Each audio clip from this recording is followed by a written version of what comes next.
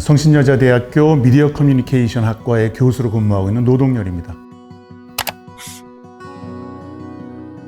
제가 16년 동안 PD 하다가 선생한 지가 17년째 되고 있는데요. 전환점이 됐던 게 2006년도예요. 2006년 이전에 이 가수나 음악이나 드라마 쪽의 근로 환경이라는 건 방송이 기본적으로 절대 갑이었죠. 지금 모든 컨텐츠가 넷플릭스를 비롯한 OTT로 몰려가는 것처럼 컨텐츠를 생산하는 권력을 가지고 있는, 문화 생산의 독점 권력을 가지고 있던 게 방송사였기 때문에 PD가 누가 뭐래도 갑의 역할을 했던 거고, 갑이 정하는 근로 환경이 결국은 을이 따라와야 하는 근로 환경인 거죠. 오늘은 아침 촬영을 언제부터 시작해서 밤에 몇 시에 끝내야 되겠다라고 결정을 하면 그 스케줄대로 모든 스태프들이 다 따라와야 하는 그런 이제 환경이었기 때문에 일사불란한 건 있었지만, 우리가 요즘 얘기하는 인권 차원이거나 근로 기준이라거나 이런 부분에 있어서는 사실은 개념 자체가 좀 모호했던 그런 시대였습니다. 저만 해도 제가 연출할 때는 아이들 잠 안 재웠어요.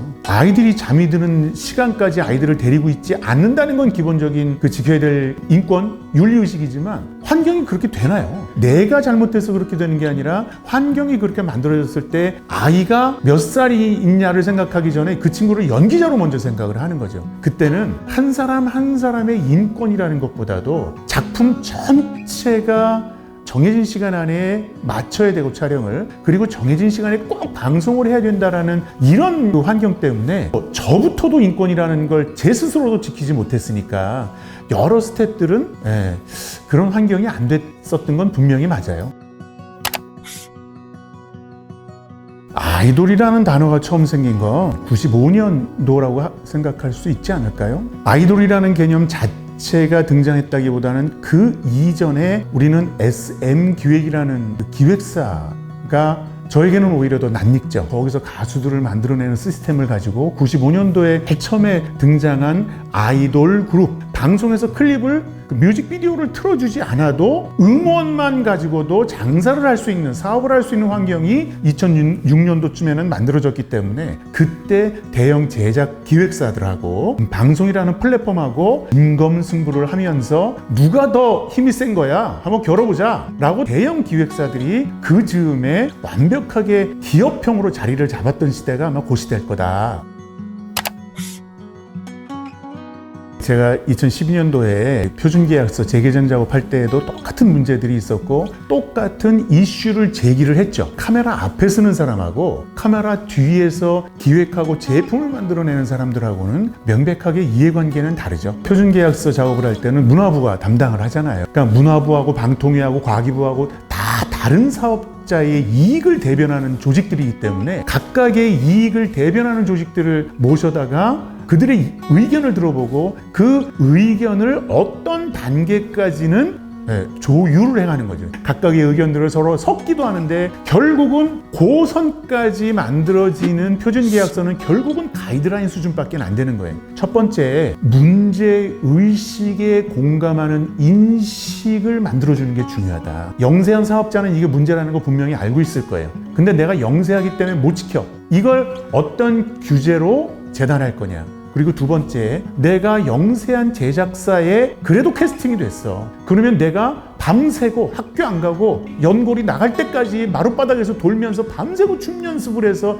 나는 살아남아야 되는 거 아닌가? 라는 경쟁의식이나 이런 부분들이 있어서 연습생들의 의식을 바꿔줄 수 있는 노력이 같이 되지 않으면 이 문제는 해결되기 어렵다. 부모님들부터 시작을 해서 실현자들까지도 이게 옳은 거고 이게 보장이 안 되면 당신이 올바르게 성공할 수 있는 환경을 만들어 나갈 수 없다. 성공해도 네가 가져갈 수 있는 게 없다라는 걸 인식을 동시에 시켜야 된다. 그래서 제가 2010년대고 12년도 즈음에 가장 열심히 주장했던 게 아이돌 연습생들의 찾아가는 의식교육, 이걸 해야 된다. 토요일이나 일요일 날 연습하러 오는 날 의무적으로 2시간씩 교양교육 같은 거, 이 프로그램을 짜서 의지를 가지고 있는 강사들이 기획사만 찾아가는 거죠. 매니저가 나를 살려주는 게 아니라 내가 명확하게 선을 가지고 목표를 가지고 있어야 내가 궁극적으로 성공할 수 있다는 그럼 명확한 가치관을 만들어주는 교육이 반드시 필요하다. 제가 별도로 강조하고 싶은 건 그런 인성 교육이거나 이런 부분들에 있어서는 반드시 국가에서 해주는 그 의무 이수 교육 프로그램들을 만들어줘야 될 상황 아닌가. 우리 창조산업이 훨씬 더 선진적으로 발전한다고 해도 그런 프로그램들은 계속해서 유지해 갈 필요가 있다. 저는 그렇게 생각해요. 물론 계속해서 스타는 탄생하겠죠. 스타가 탄생한다고 해서 이 산업이 발전하는 건 아니다.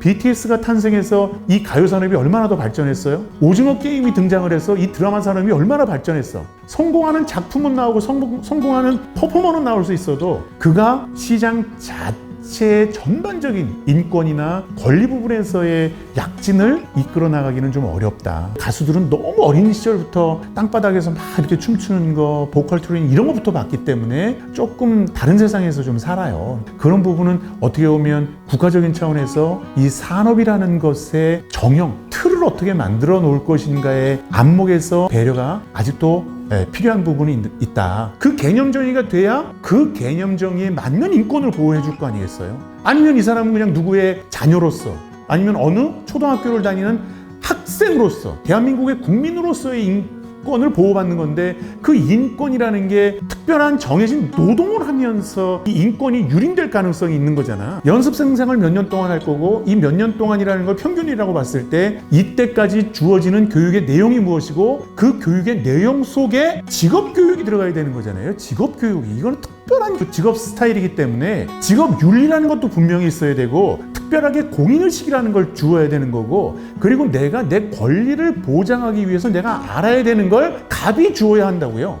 그게 근로기준법에 있는 거잖아. 내가 갑으로서 노동자에게 무언가를 얻고 갑은 근로자에게 무엇을 준다라는 계약을 하는 거잖아. 그런데 우리는 연습생이라는 개념 자체가 규정되어 있지 않다. 연습생이라는 그 개념 정의하기가 어려운 건 아닌데 그런 부분에 있어서는 연기자 지망생이거나 가수 지망생도 그런 개념에 대한 정의가 안 되어 있어서 이 산업에 진입한 상태가 아니기 때문에 보호할 수 있는 테두리가 없다. 연습생에 대한 부분들은 연습생 개념 정의부터 필요하다. 저는 그렇게 주장합니다.